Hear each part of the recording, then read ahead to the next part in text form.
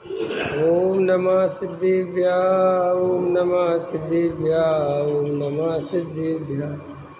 मंगलमय मंगले करन वीतराग विज्ञान।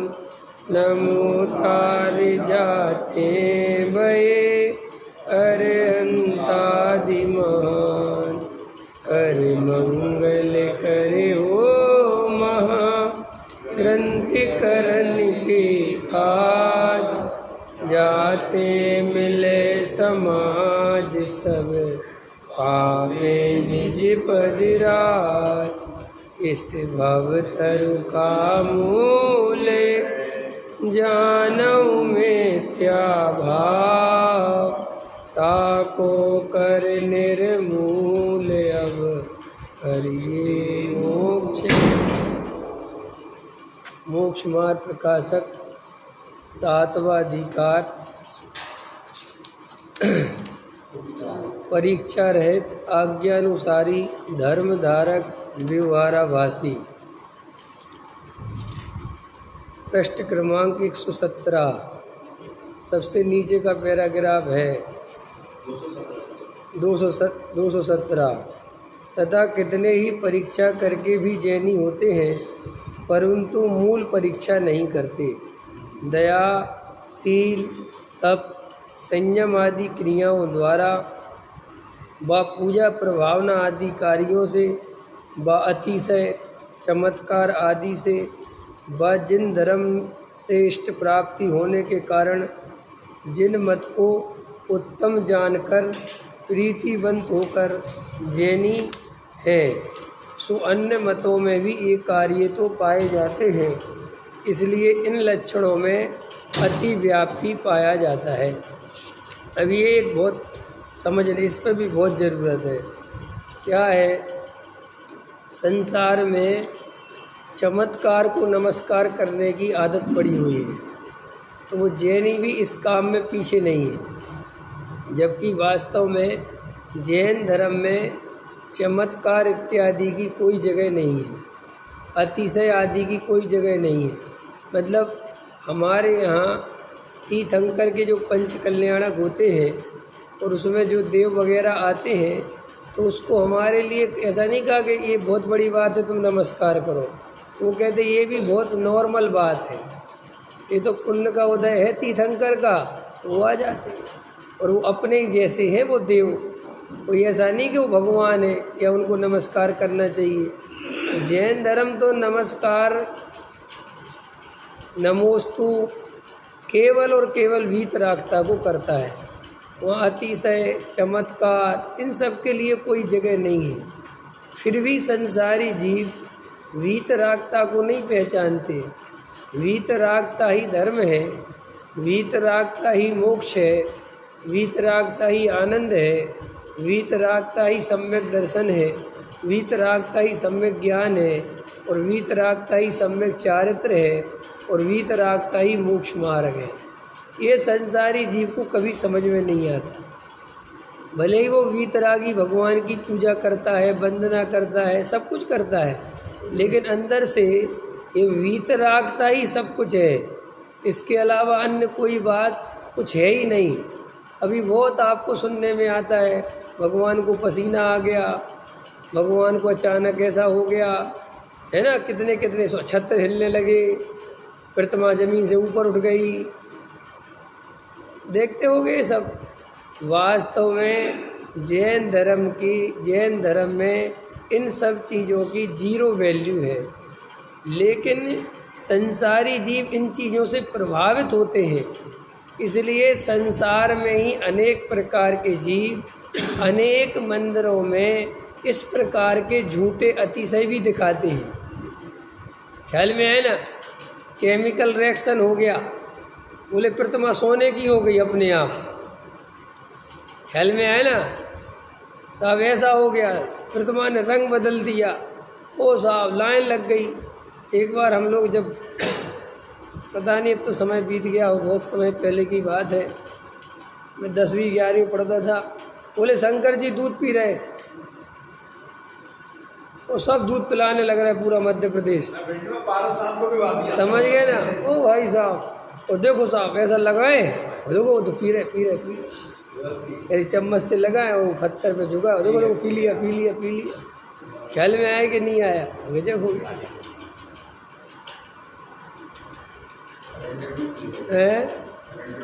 अभी देखो हम आपको बता दें क्या लिखना चाहते टोडामल जी, क्या कहते, दयाशील तप, इन एक एक की व्याख्या करेंगे क्रियाओं द्वारा।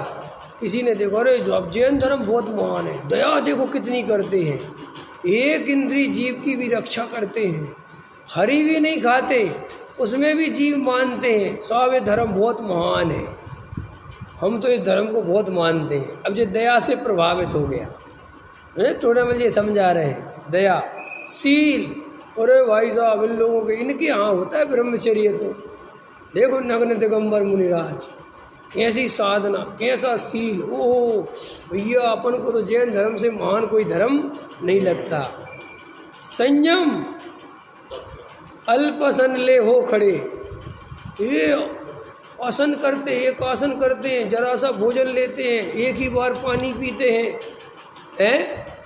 और इतनी तपस्या करते हैं, वन जंगल एकांत में रहते हैं, ओहो बिना चप्पल जूते के चलते हैं, पैरों में छाले पड़ जाते हैं, कितनी घनघोर तपस्या है जैन धर्म की। अभी कितने मुसलमान हैं, कितने हिंदू हैं, वो कहते भैया कुछ भी कहो, जैनियों के भैया तुम्हारे मुनिराज बहुत गजब के होते हैं, सुने होंगे आप लोगों ने, बहुत गजब के होते साहब, बहुत गजब के होते साहब, हमने तो देखा, अरे साहब क्या गजब गजब के लोग होते। अब वो अभी समझता नहीं है और कुछ भी, देखो ये शील तप और संयम ये आत्मा के बिना नहीं होते, ये पता नहीं है, समझे? ये मूल तो बात क्या है, वो आत्मा, मूल तो बात है वीतरागता, वो उसको जानता ही नहीं है, पकड़ में आए ना, वो उसको नहीं जानता, अगर उसको जानता तो फिर बात समझता। तो क्या लिख रहे हैं ये टोडामल जी, आधी अधूरी परीक्षा करता है, परीक्षा माने ऊपर ऊपर से। आप भी देखो किसी और की क्या कहना, हम लोग भी किसी की क्रिया से प्रभावित हो जाते हैं कि नहीं हो जाते देवेंद्र जी, और ये सब कुएं का पानी पीते। अब जी कोई बात, कुएं का पानी पीने से कोई धार्मिक हो जाता है क्या? लेकिन अपन तो बहुत बड़ा धार्मिक मानते कि नहीं मानते, सब है तो गृहस्थ लेकिन क्रियाएं मुनिराजों जैसी करते हैं, समझ में आए ना? ऐसा आचरण, उत्कृष्ट आचरण, तो फिर मुनि क्यों नहीं बन जाते जब मुनि जैसा आचरण पालते हैं तो। और निचली भूमिका में ऊंचा आचरण नहीं पालना चाहिए, क्योंकि वो भूमिका के विरुद्ध है। लेकिन अभी तो बहुत लोग करते रहते हैं, ख्याल में है ना, वो 2-4 मुनिराज वाले नियम पालने लग जाएं जो उनकी भूमिका में शामिल ही नहीं है, ख्याल में है ना, तो वो उससे प्रभावित होते हैं क्रियाओं से। देखो संयम तप, और ये सब 1 महीने से लगातार उपवास कर रहे हैं, एक पानी की बूंद नहीं पी साहब, ख्याल में है ना, और पता चला वो जिसकी तुम प्रशंसा कर रहे हो वो घृत मिथ्या दृष्टि है, वो देवी देवताओं को मानने वाला है, पद्मावती धड़ेन्द्र की चौकी लगवाता है, और तुम उससे प्रभावित हो गए, काहे से? तब से कि साहब हड्डियाँ दिखने लग गई साहब, किसी की हड्डियाँ नहीं दिखे तब तक तुम उसे तपस्वी नहीं मानते हैं, और हड्डियाँ दिखने लगी, अरे साहब ख्याल में है ना, कोई अच्छे मुनिराज बढ़िया दिखे तंदुरुस्त, देखो जो काहे के मुनिराज। अब लो इतना भी भरोसा नहीं है कि शरीर का उदय, शरीर नाम कर्म के उदय से जैसा परिणमन करना है वो वैसे ही तो करेगा। कोई आदमी जरा सी रोटी खाता है और खूब तन को लगती है, ऐसा समझ लो कण खाता है और मन लगता है, और कोई मन खाता है और कण नहीं लगता, ये पतले ही दुबला बना रहता है। अजय रमेश जी पतले दुबले है, ये दुबले पतले है देवेंद्र जी, तो कहीं रोटी नहीं खाते क्या है? ये एक पतले दुबले बिल्कुल रोटी नहीं खाते। अरे अब है शरीर की ऐसी अवस्था, नहीं समझ में आया? अब ये मुकेश जी थोड़े हेल्दी है तो क्या तुम हो सकता है तुमसे भी कम खाते हैं, लेकिन शरीर को लगता है किसी के कोई होता है, लेकिन हम तो किसी को भी सूखा शरीर देखो, और किसी ने कह दिया बहुत तपस्वी, देखो साहब, देखो। तो ऐसे ही तब से संयम की क्रियाओं द्वारा। अब चलो आगे, वह पूजा, कोई पूजा करता है 3-3 घंटे। सो आप सुबह 6 बजे आ जाते हैं मंदिर में, 3 घंटे पूजा करने के बाद ही पानी पीते हैं, और 11 बजे जाते हैं यहाँ से, वो खड़े खड़े पूजा करते हैं। ख्याल में आए ना, पूरे 3 घंटे। अब इससे प्रभावित हो गए तो ठीक है। कोई प्रभाव ना आदि से, अरे साहब बहुत पैसा देते हैं, मंदिर बनवाते, इनके इनने 4 मंदिर बनवाए, हर मंदिर में इनकी प्रतिमा विराजमान है साहब, हर जगह दान देते हैं, और रथ हो कुछ भी काम हो सबसे पहले आगे खड़े मिलते हैं। ख्याल में ये कैसे प्रभावित हो गए? प्रभावना आदि कार्यों से, व अतिशय चमत्कार आदि से। तिजारा वाले चंदा प्रभु, चंदा प्रभु है कौन से? तिजारा में चंदा प्रभु है, चंदा प्रभु है तिजारा में।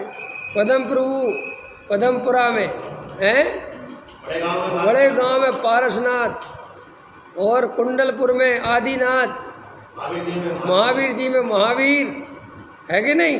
ओ साहब चूलगिरी में शांतिनाथ, ओ साहब, ओ चांदनपुर में कौन सी वो? आदिनाथ, हाँ पारसना हो। और जे हमारी चांदखेड़ी है शांतिनाथ, चांदखेड़ी में है आदिनाथ है, चांदखेड़ी में शांतिनाथ है, बहुत बड़े। ओ साहब गजब, ये अतिशय क्यों जाते हो महावीर जी? जो मांगो वो मिलता है, बड़े बाबा ने बुलाया है, समझ में आया?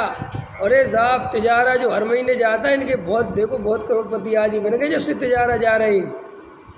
ये जब से मोक्षु बन गया, गुरुदेव वालों में भी अतिशय है, उनको गुरुदेव का ही अतिशय है। बोले साहब हम तो जब से गुरुदेव के उसमें आए पैसा बढ़ता ही जा रहा है। कई लोग सोचते हैं मोक्षु बन जाओ तो पैसा बढ़ता है, मोक्षु बन जाओ तो पैसा बढ़ता नहीं है, समझ बढ़ती है, व्यर्थ के खर्च बंद हो जाते हैं, न्याय नीति आ जाती है। गुरुदेव के कारण कोई गुरुदेव को मानने से कुछ नहीं होता है, तो न्याय नीति आ गई, समझ आ गई, छल कपट बेईमानी छोड़ी, तो उससे पुण्य का बंद हुआ, तो पुण्य का उदय आया, तो 2 पैसे ज़्यादा बच गए, और क्या है ख्याल में? और जो मुमुक्षु बन के भी छल कपट मायाचार नहीं छोड़ते, सो वे काहे के मुमुक्षु हैं? नामधारी जैनी कुछ काम के नहीं, ऐसे ही नामधारी मोक्षु कुछ काम के नहीं। सच्चा मोक्षु वही है जो ईमानदार हो, न्याय नीति से जीता हो। लोग इसकी बात नहीं करते, अवक्ष पे आ जाएंगे, जमीकंद पे आ जाएंगे। आपको पता है 3 चीज़ें लिखी, अन्याय, अनीति, अवक्ष। अवक्ष पहले नंबर पे कि तीसरे पे? तीसरे पे है कि पहले पे? अन्याय, अनीति, अवक्ष। अवक्ष, अनीति, अन्याय तो नहीं है, तो तीसरे पे क्यों है? कभी सोचा? सबके कारण होते हैं, ऐसे ही नहीं है। पहले अन्याय छोड़ो, अनीति छोड़ो, और फिर अवक्ष का नंबर है। लोग अवक्ष खाते नहीं और भाई का धन हड़पने में लगे, बेईमानी से पैसा कमाने में लगे हैं, 2 रुपये की चीज़ 15 रुपये में बेच रहे हैं, गरीब को चूसने में लगे हैं। ऐसा करने वाला ब्याज के पैसे खा रहे हैं, 2 रुपये की % का 5% ले रहे हैं, 10% ले रहे हैं बेचारे, उसकी ज़मीनें बिकी जा रही, उसकी ज़मीन हड़पने की सोच रहे। और सुनो, बाबूजी जमीकंद नहीं खाते, बाबूजी पानी छान कर पीते हैं। आ गई रमेश जी समझ में? पानी पिए छान छान और जीभ मारे जान जान, है कि नहीं? सो ऐसा न्याय नहीं है जैन धर्म में। जैन धर्म कहता है पहले बड़ा पाप छोड़ो, फिर छोटे छोटे पापों की बाद में बात करेंगे। पता है जैन धर्म कैसा है? जैन धर्म कहता है अनंत निगोदिया जीव मरते हो, 1 इंद्री जीव मरते हो, हजारों लाख हो, और 2 इंद्री बचता हो एक, तो 2 इंद्री को बचाना, उसको छोड़ देना। 2 इंद्री हजारों मरते हो और 3 इंद्री बचता हो, तो 3 इंद्री बचाना, उसको छोड़ देना। हजारों 3 इंद्री मरते हो और 4 इंद्री बचता हो, तो पहले 4 इंद्री को बचाना। लाखों 4 इंद्री मरते हो और 5 इंद्री बचता हो, तो 5 इंद्री को बचाना। और सुनो, लाखों असंगी पंचेंद्रिय मर दो, संगी पंचेंद्रिय बचाना। बोलो जे क्यों, ऐसा क्यों? क्योंकि भाई जो संगी पंचेंद्रिय जीव है वो बहुत कीमत का है, वो बहुत कीमती है। वो सम्यक दर्शन की प्राप्ति कर सकता है, वो संसार का नाश कर सकता है, इसलिए उस पर ज़्यादा ध्यान देना। लेकिन अपन उल्टे हैं, एक इंद्रिय को बचाते फिर रहे, और संगी के साथ हमारा व्यवहार ऐसा है, ऐसी कसाय है कि उसके साथ ऐसे वचन बोल दिए, ऐसा व्यवहार बोल दिया कि उसने आत्महत्या कर ली, अथवा उसका इतना पैसा लूट लिया कि बेचारा मरने की स्थिति में पहुंच गया, अथवा इतनी गरीब है कि आर्त रोध ध्यान में जी रहा है और तुम उसकी मदद नहीं करोगे, तुम मंदिर में जाके दान दोगे। हमारे आप लोग अपने अपने घर में देखना, घर में माने चारों तरफ नज़र घुमा के देखना, आपके कई रिश्तेदार होंगे जो बेचारे बहुत गरीब होंगे, बहुत परेशान होंगे, एक एक कौड़ी के लिए मोहताज होंगे।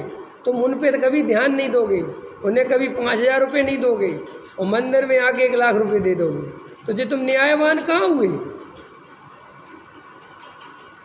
मंदिर को ज़्यादा ज़रूरत है ये ईंट चूना पत्थर को, कि उसको ज़रूरत है बेचारा जो जीव है।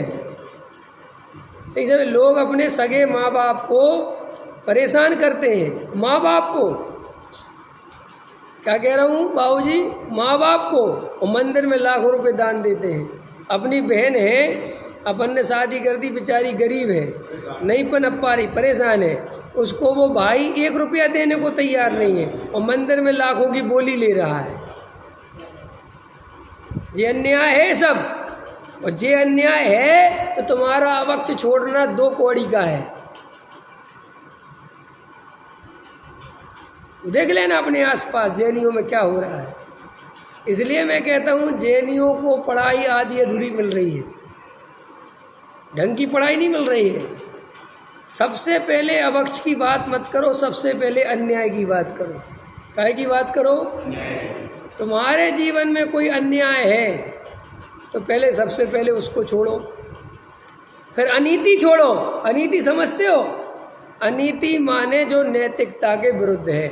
2 रुपये की चीज़ कायदे से 3 रुपये में बेचो, बहुत है 50% मार्जिन, लेकिन 2 रुपये की चीज़ 10 रुपये में नहीं बेचना चाहिए, अनीति है। ख्याल में आए ना? अच्छी बात नहीं है। चोरी से पैसा रख लेना, टैक्स चोरी कर लेना, ये चोरी कर लेना, वो ये सब अनीति है।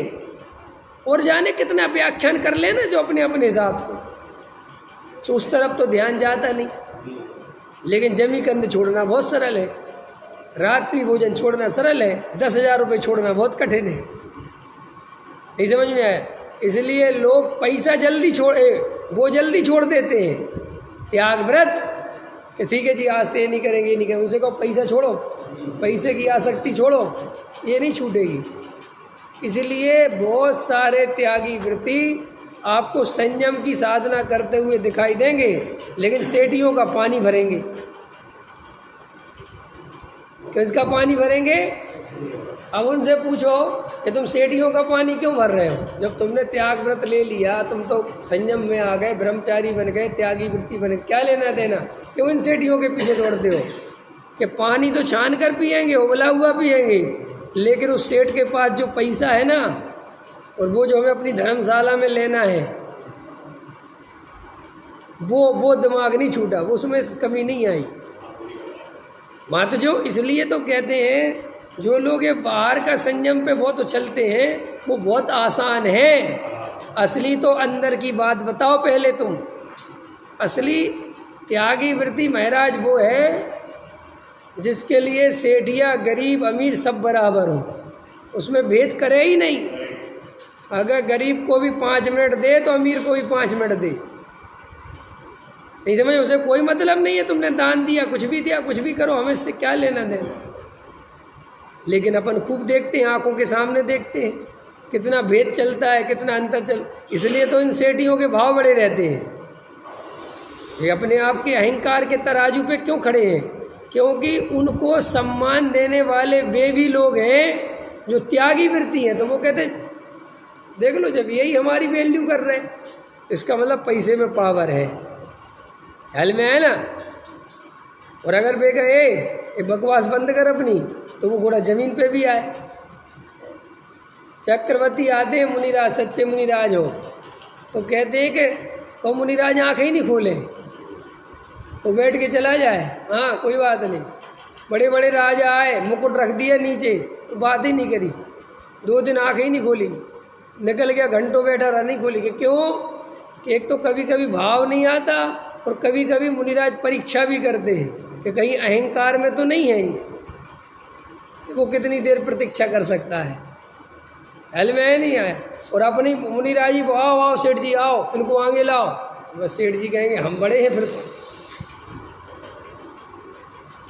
तो देखो प्रभावना आदि कार्यों से व अतिशय चमत्कार आदि से, अब चमत्कार आदि से भी बहुत हैं, एक तो अतिशय बता दिए, अब जो हमारे यहाँ अतिशय है, वही प्रतिमा जमीन में से निकली वो अतिशय है। अब जबकि प्रतिमा जमीन में से निकलने में किस बात का अतिशय है जी बताओ, पूछो क्यों? इतिहास गवाह है, हजारों वर्ष पहले मुगलों का आक्रमण हुआ था, प्रतिमाएं तोड़ रहे थे, हमारे पूर्वजों ने जमीन में प्रतिमाएं छुपा दी नहीं, अब भी निकल रही हैं। सो तुम्हें अभी तुम ही छुपा दो एक आध है, 10-20 वर्ष बाद निकाल लेना, तुम भी एक अतिशयकारी मंदिर बना लेना है। अरे अभी तो कई जगह ऐसी भी बेईमानी हो रही है कि खुद ही छुपवा दी प्रतिमाएं और फिर खुद ही निकाल दी 10-20 वर्ष बाद। समझ में आए ना? ओ साहब इस पटक लो और फलाना लो और ढगा सब लो, ख्याल में है ना? तो हमें ये समझ में नहीं आता इसमें अतिशय क्या है, किस बात का? अरे कोई प्रतिमा हमने छुपाई है, नहीं छुपाई है, हमारे पूर्वजों ने छुपाई और निकाल दी, उसमें क्या है? जमीन खुद रही थी निकल गई। हमारे मंदिर की घटना सुनाते, कहीं और की तो सुना नहीं सकते, अपने यहाँ की तो सुना सकते। हमारे गांव में एक प्रतिमा निकली एक ठाकुर के यहाँ, तो उसने क्या किया कि कई दिन तक तो पहले वो रखे रहा अपने घर में, किसी को नहीं बताया, और पे दिखवा भी ली होगी कि सोने वोने की तो नहीं है, समझ गया? वो तो दाष्ट धातुओं की होती है। सो फिर बाद में बता दिया, तो हमारे गांव में वो प्रतिमा उठवाई, फिर उसका ये प्रतिष्ठा वित्तिष्ठा सब, सो एक दूसरे गांव के आए, दुनिया भर के गांव के जैन इकट्ठे हुए, सो वे अपने गांव में ले गए, हमारे यहाँ से प्रतिमा उठा। ख्याल में है ना? काहे बात के लिए कि तुम्हारे गांव में जैनी ज़्यादा है नहीं और जो अतिशयकारी प्रतिमा है, तुम्हारे यहाँ कुछ हो पाएगा नहीं, सो हम ले जा रहे। सो भैया भाई 2-4 लोग मान गए, जैसा ओ वो ले गए, सो हमारे गांव में रोना धोना मच गया, हमारी प्रतिमा ले गए, और बड़ी समाज है, सो क्या हुआ? और एक बहन जी ने भोजन त्याग कर दिया, और जब तक प्रतिमा नहीं आएगी हमारी अन्न पानी का त्याग। सो अगले दिन आ गई, अंतर समझ आया? अब आ गई, सो क्या हुआ कि बहुत जय जयकार हुई, सब हो गया, सब ठीक है। सो दीवार पर सेंदूर और घी, सेंदूर तो समझते हो ना, और घी उसको मिलाया और उस पर लिख दिया श्री आदिनाथ, आदिनाथ की प्रतिमा थी, ओम ह्रीम श्री आदिनाथाय नमः, ऐसा कुछ लिख दिया।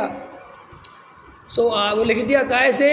ठंडों का समय था, घी और सेंदूर, सो किसी है तो ऐसा जम सा गया। सो भैया किसी ने, बच्चे ने, किसी ने ऐसा 1 रुपया लगाया, सो चिपक गया, अरे अतिशय हो गया, अतिशय हो गया, अब जिसका रुपया लगेगा वो भाग्यशाली है। तो लगे सब रुपया लगाने, अब वो धीरे धीरे, पहले तो जल्दी जल्दी लगने लगा, अब वो धीरे धीरे छूट गया सब। सो अब कोई लोग नहीं लग रहा, उसको दबा दे दीवार में, थोड़ी देर तो रुका रहे और फिर गिर जाए, तो ये चला।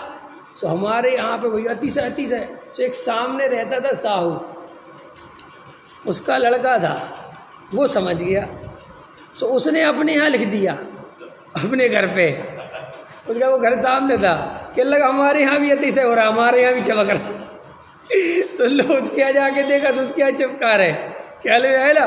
तो उसने कहा इसमें कुछ नहीं है भैया, ये तो सेंदूर और घी है ना। लेकिन अज्ञानी जीवों का मजा देखो, तुम बाहर से आते थे दूर दूर गांव से और अपना सिक्का पहले चिपकाते थे, कि क्यों? कि सिक्का चिपक गया तो तुम भाग्यशाली हो। या भव्य हो, जो तुम्हें लेना हो तो करो, उसमें क्या। अभी सब बना देते, सब में से घर का जो दर्शन कर ले वो भव्य है। ख्याल में आया कि नहीं आया है? तो सबसे ज़्यादा भव्य तो वे ही हैं जो वो डोली लेके चलते हैं, क्योंकि वे दिन में 2 बार करके आते हैं। ख्याल में आया नहीं? क्या करोगे? तुम्हारी जो भव्यता के जो आधार है जी मूर्खता की, जिस सब किंवदंतियाँ जानबूझ के निकाल, और जो तुम्हारे यहाँ नहीं निकली, हर जगह निकली। मुसलमानों में काबा चलेगा तो जन्नत मिलेगी, लो वहाँ तुम्हारे यहीं थोड़ी निकली है। हिंदुओं में अगर जिसने 4 धाम की यात्रा कर ली वो बैकुंठ में निवास करेगा।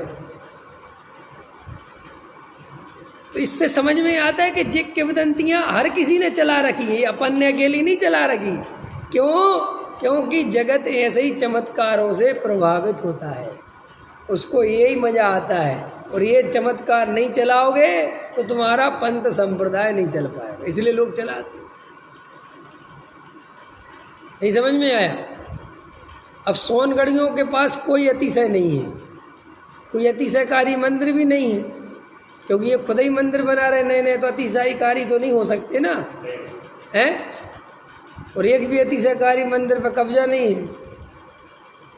तो अब इनके यहाँ क्या चलेगा? बोले इनके यहाँ ऐसे चलेगा कि यहाँ एक हवा चलती है कि तुम मुमुक्षु बन जाओ तो तुम्हारा वैसे ही पुण्य बहुत बढ़ेगा,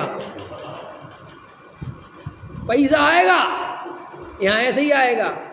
ख्याल में आया ना? और बहुत सारे लोग, कई लोग देखो यार, जब से उनके यहाँ मंदिर में जाने लगा, इसका रहन सहन का ढंग, और कुछ रहन सहन भी बदल जाता है मुमुक्षु का, चाल ढंग भी बदल जाती, क्योंकि वो थोड़ा तत्व सुनता है ना, तो साफ सुथरे तरीके से रहने लगेगा, उसके खान पान में भी सुधार हो जाएगा। ख्याल में है ना? वो बाज़ार में भी खाएगा तो बहुत सोच समझ के, बहुत मजबूरी में वो भी घर पे ला के खाएगा, क्योंकि उसमें कुछ मैनर्स आ जाते हैं ना। जैसे पढ़े लिखे आदमी में और गैर पढ़े लिखे आदमी में क्या अंतर है? अंतर है ना। जैसे मुमुक्षु है पढ़ी लिखी समाज, तो थोड़ा इन लोगों के अंदर मैनर्स आ जाता है। ख्याल में है ना? थोड़ा तौर तरीके, इससे धर्म का कोई संबंध नहीं है, लेकिन जब इतना पढ़ते हो, स्वाध्याय सुनते हो, तो थोड़ा तो अंतर पड़ता ही है कि यार ऐसे नहीं करना यार। लेकिन हाँ, इतना ही करके संतुष्ट हो गए हो, इसलिए मिथ्यात्व का नाश नहीं होता।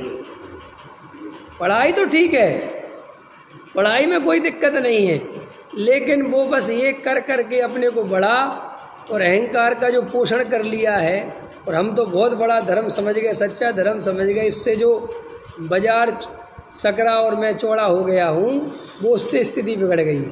चमत्कार आदि समझ गए, अतिशय समझ गए, चमत्कार समझ गए आदि से, वह जिन धर्म से इष्ट प्राप्ति होने के कारण, भैया जैन धर्म सबसे महान धर्म है, इसको मानने से, पूजा भक्ति करने से गारंटी से बिगड़े काम बनते हैं। मेरी बिगड़ी बना दे बाबा, सब बनता है। जैन धर्म भाई साहब 3 लोग के नाथ हैं। अरे पारसनाथ, तुम पद्मावती की बात करते हो, पारसनाथ की पूजा करो, आदिनाथ की पूजा करो, इनके सामने अच्छे अच्छे देव नतमस्तक होते हैं, तो अपने काम बिगड़े बनेंगे कि नहीं बनेंगे? हैं? बहुत सारे लोग प्रक्षाल में इसलिए जाते हैं कि हमारा पाप कट जाएगा और पुण्य बढ़ जाएगा, या कई लोग ऐसे बोलने वाले मिल जाते हैं, हम तो जब से प्रक्षाल में जा रहे हैं भैया, अब किसी से कहने की बात बता नहीं सकते, लेकिन हमारा व्यापार तब से बढ़िया चल रहा है। और कई लोग ऐसे, क्या होता है, जैसे निर्मल बाबा भी सक्सेस हो गया कि नहीं हो गया? निर्मल बाबा समोसा में चटनी खिला खिला के उनने आदमियों के काम बना दिए, काला पर्स रखवा के लोगों की जेब भर दी उनने। नहीं समझ में आया? कृपा रुकी हुई थी। बोले साहब हमारे काम नहीं बन रहे। बोले पर्स कौन से कलर का रखते हो? बोले हम रखते ही नहीं। तो बोले कृपा इसलिए रुकी हुई। और अगर उसने कहा रखता हूँ, तो बोले कौन से कलर का? बोले ब्राउन। बोले भाई इसलिए रुकी हुई, ब्लैक रखो। और उसने कहा ब्लैक, तो ब्राउन रखो। वो तो कहीं ना कहीं फंसा देंगे तुम्हें। और वो लोगों की मान्यता क्या होता है, एक आदमी सीढ़ी से गिर गया तो एक पैर टूट गया, तो बोले बाबा ने बचा लिया। बोले क्यों, तुम्हारा पैर टूट गया? अरे बोले दोनों टूट जाते, बाबा की कृपा थी तो एक ही टूटा। बोलो कितने लोग हैं ऐसे, इस तरीके की मान्यता अपन भी जीते हैं। आपको लगता है सर अरे साहब अपने बहुत कृपा है भगवान की, हमारे तो बहुत काम बच गए, हम तो बहुत बच गए। जब कृपा है तो इतना भी क्यों बिगड़ा, एक भी क्यों टूटा, वो और बचा लेते। जब हम एक बचा सकते हैं तुम्हारा तो दूसरा नहीं बचा सकते है? क्या कह रहे? हाँ एक पे ही टल गई, हल में है ना। तो ऐसे मतलब जगत में ऐसे लोग बहुत मान्यता से जीते रहते हैं, ख्याल में ना बहुत। मैं तो कितने लोग, अब भाई ऐसा क्या होता है अपन कुछ करने लगो ना, जैसे मान चलो तुम रोज़ अपनी दुकान पे जाओ उदाहरण के लिए, या मंदिर जब जहाँ भी जाए तो फैक्ट्री आओ, और वहाँ पे कोई प्रतिमा मूर्ति लगा रखी है जो भी, अब वहाँ अगरबत्ती लगाते हो, जो भी करते हैं लोग नमस्कार करते हैं। अब मान के चलो उनको रोज़ करते हैं और आज करना भूल गए तो बता एकदम ध्यान में आ जाएगा, अरे आज लगाना भूलो, इसलिए आज ग्राहकी कम हो रही है। ये बिल्कुल चाय के सिर दर्द जैसा है कि जैसे कोई आदमी सुबह चाय पीता है तो उसके दिमाग में साइकोलॉजी सेट हो जाती है कि चाय नहीं पीता तो सिर दर्द होता है, ठीक है ना। तो तुम देखना, कभी प्रयोग करके देखना, तुम चाय नहीं पीना, बस भूले रहना, याद नहीं आना चाहिए कि आज मैंने चाय नहीं पी, तो तुम्हारा सिर दर्द बिल्कुल नहीं करेगा। और तुम्हें जहाँ याद आई, 3 बजे याद आई, 2 बजे याद आई, 4 बजे याद आई, अरे आज चाय तो पी नहीं मैंने सुबह से, बस सिर दर्द चालू। ख्याल में है ना। ऐसे जो लोग पूजा पाठ प्रक्षाल में आते हैं ना, तो उनके दिमाग में बैठ गया है मंदिर जाने से भाई साहब अपने काम बनते हैं, ख्याल में। हाँ बहुत से लोग तो इसीलिए भेजते हैं मंदिर में, मंदिर जाया करो, प्रक्षाल में जाया करो। कितने व्यवहारियों को मैं 99% व्यवहारियों को जानता हूँ जो पूजा पाठ प्रक्षाल केवल लौकिक प्रयोजन से करते हैं, जिन्हें वीतरागता की कोई खबर नहीं है। ये तो मैंने व्यवहारी कह दी है, मुमुक्षु भी शामिल है उसमें, क्योंकि आखिर हैं तो एक ही थाली के चट्टे बट्टे। एक आदमी कहने लगा मेरे से, मुझे उसकी बात बड़ी वो लगी। उन्होंने कहा साहब दुनिया में और जगह देशों के जो मुसलमान हैं अपने यहाँ के मुसलमानों जैसे नहीं हैं। मैंने कहा यार ये भी गजब बात कह रहा तू। मैंने कैसा क्यों कह रहा है? बोला जो ये मुसलमान हैं ये ज़्यादा बेईमान है, ज़्यादा बेईमान है और ज़्यादा वैसे। तो मैंने कहा ऐसा, बोले और जगह के बहुत ईमानदार बहुत बढ़िया आदमी होते हैं। तो मैंने कहा यहाँ के क्यों नहीं? बोले जो हिंदू ही तो हैं जो बने हैं। तो वो कहते हैं तो नहीं का खून जाएगा कहाँ? ऐसे ही हम जो कन्वर्ट हुए हैं तो वहीं से आए, तो वहीं से है।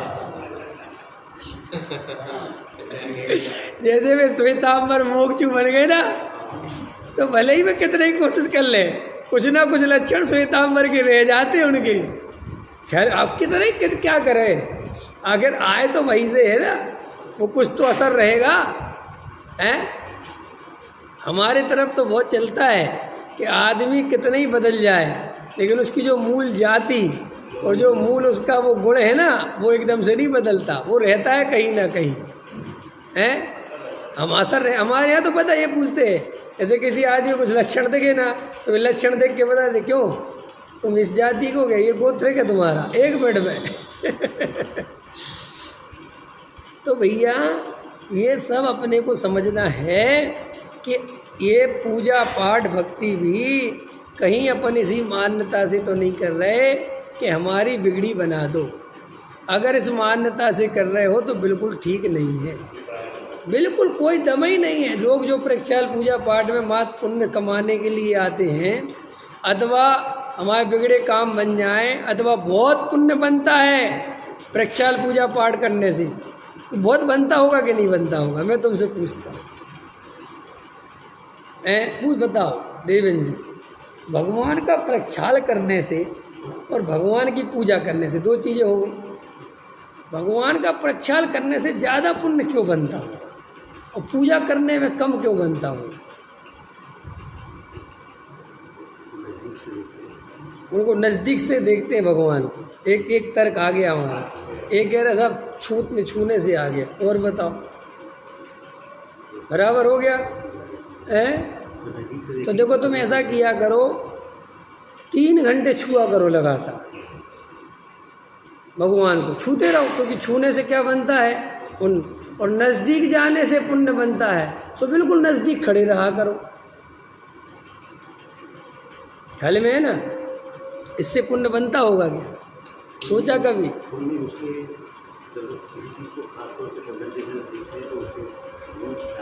गुण ख्याल में तो आएंगे, बराबर। गुण जब ही तो ख्याल में आएंगे जब गुण ख्याल में होंगे, समझ में? अरे चलो आप ही से पूछता हूँ, किसी और से तो पूछता नहीं। रमेश जी रोज़ प्रक्षाल करते, बताओ जब भगवान का प्रक्षाल करते हो, अभिषेक करते हो, पर प्रक्षाल करते हो, मार्जन करते हो, उतनी देर में आधा घंटा 15 मिनट जो भी लगता है टाइम, उसमें कितनी देर वीतरागता की याद आती है, कितनी देर वीतरागता की महिमा आती है, कितनी देर लगता है कि हे भगवान यही तो स्वरूप मेरा है, मैं ऐसा कब बनूंगा? आता है बीच में ख्याल करते समय? नहीं आता, नहीं आता। देखो वो कह रहे हैं आपके पीछे प्रमाण है, कह रहे नहीं आता। और जब रमेश जी रोज स्वाध्याय में बैठने वाले को नहीं आता, तो नहीं बैठने वाले का क्या होता होगा? जिसने वीतरागता सुनी नहीं, स्वरूप सुनी नहीं, उसका क्या होता होगा?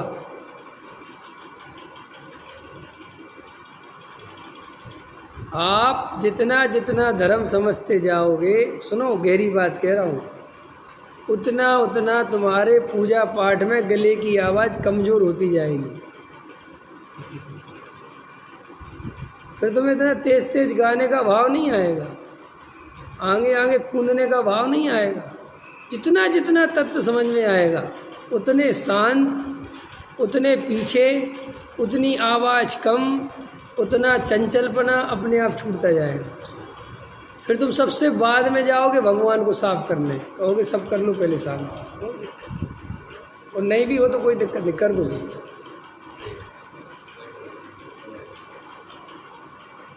और जे तुम अभी कूदते हो कि हमें भी कर लेने दो, इसका बात कभी तुम्हें समझ में ही नहीं आया कि ये क्यों कूद रहे हो तुम। प्रयोजन नहीं पहचान पाए, इसका मतलब अभी समझ में नहीं आया। अभी तुम्हें भी लगता है कि जब तक मैं कपड़ा नहीं लगाऊंगा तब तक बात अधूरी ले जाएगी, चाहे भले ही 50 ने लगा दिया। तुम्हें समझ में नहीं आता, खाली साफ सफाई हो रही है। और देखो भाई, वो तो प्रतिमा है, रियल में तो भगवान को कोई छू नहीं सकता। छू सकते हो? अनंत भगवान जो समूषण में बैठे होते हैं, उनको जो नमस्कार करते हैं स्वधर्म इत्यादि इत्यादि, तो छू के नमस्कार करते हैं, दूर से करते हैं, है ना? तो मुकेश जी, तो उनको कम पुण्य बनता होगा, हमें ज़्यादा बनता होगा, क्योंकि हम तो छू ही लेते हैं, वे तो छू भी नहीं पाते। तो उनसे ज़्यादा पुण्यशाली तो अपन कहलाए, भले ही वे असली भगवान के पास होते, हम नकली। ख्याल में है ना? लेकिन हमें तो ज़्यादा बनता होगा। विचार करना, आपको पता ही नहीं है। अरे भाई, भगवान के पैर ही नहीं है, इसको छूओगे? क्या कहा मैंने? भगवान तो अमूर्तिक प्रदेशों के पुंज हैं। उनने हमें ये सिखाया कि ये शरीर मेरा नहीं है, इस शरीर से मेरा कोई संबंध नहीं है। उनने हमें ये सिखाया कि तू ये मेरे शरीर की दृष्टि नहीं करना, ये नासाग्र दृष्टि और ये पलकें और ये सब, ये तो शरीर का वर्णन है। वीतरागता की ये बाहर की पहचान है। अंदर जो अमूर्तिक प्रदेशों का पुंज, ज्ञान आदि गुणों का धारी, जो त्रिकाली ध्रुव भगवान आत्मा है, जो राग देश नहीं कर रहा है, असली वीतरागता तो वो है। ये शरीर राग देश नहीं करता, ये शरीर तो जड़ है। और तुम किसको छू के जड़ को खुश हो रहे हो? जड़ को। और जड़ इशारा है किसकी तरफ याद करने का? हमने ऐसा भगवान को छुआ, तो भगवान को नहीं छूना है, उनकी वीतरागता को टच करना है। क्योंकि जैन दर्शन में पूज्य पूजक नहीं है। जैन दर्शन में भगवान और हमारा रिश्ता ऐसा है कि हम भगवान के पास इसलिए जाते हैं कि हे भगवान, मैं संसार में इतना गाफिल और इतना सोया हुआ हूँ, ऐसा मोह में फंसा हुआ हूँ कि मैं बार बार ये भूल जाता हूँ कि वीतरागता में ही सुख है। मैं बार बार भूल जाता हूँ कि मैं शरीर नहीं हूँ, मैं आत्मा हूँ। मैं बार बार मोह में फंस जाता हूँ।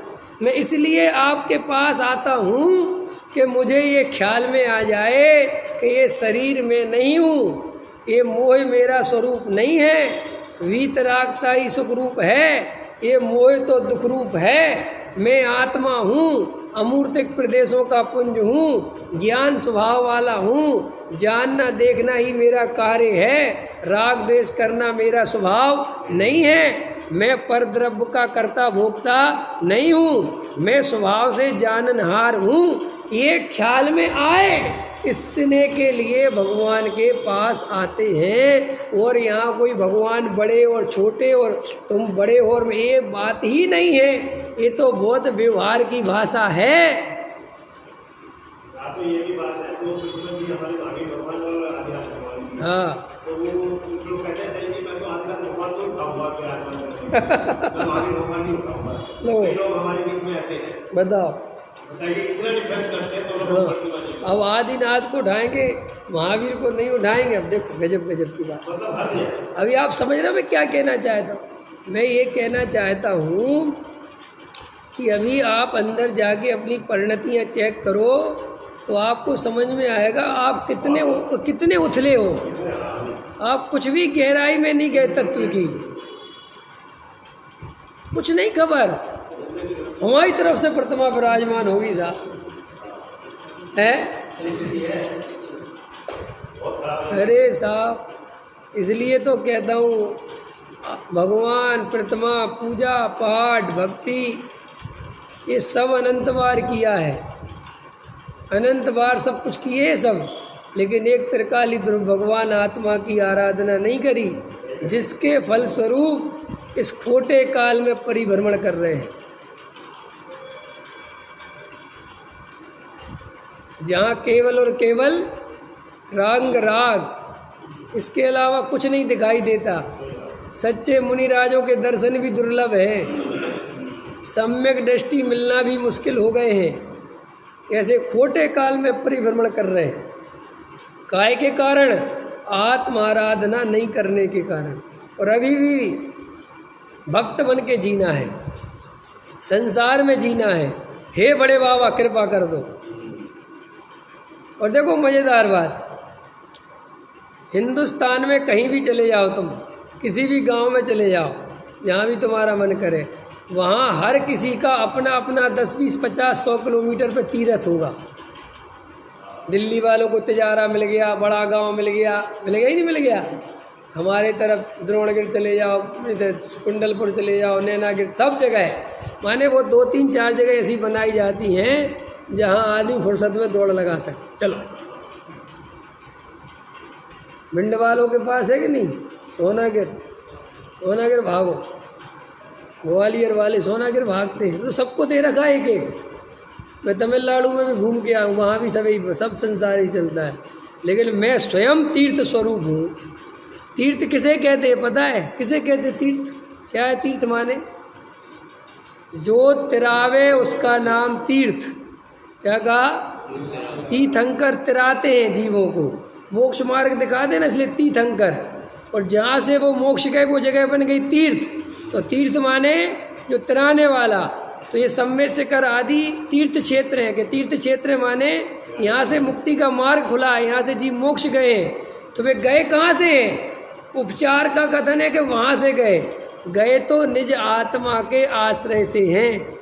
सम्यक दर्शन, सम्यक ज्ञान और सम्यक चारित्र से गए हैं। सो हम भी अपनी आत्मा की प्रतीति करें, आत्मा का ज्ञान करें और अपने स्वरूप का आश्रय करें। ये ही सुखी होने का सच्चा उपाय है। और इस पे ध्यान लगाओ, गहरा तत्व विचार करो। सहजानंदी सोद सन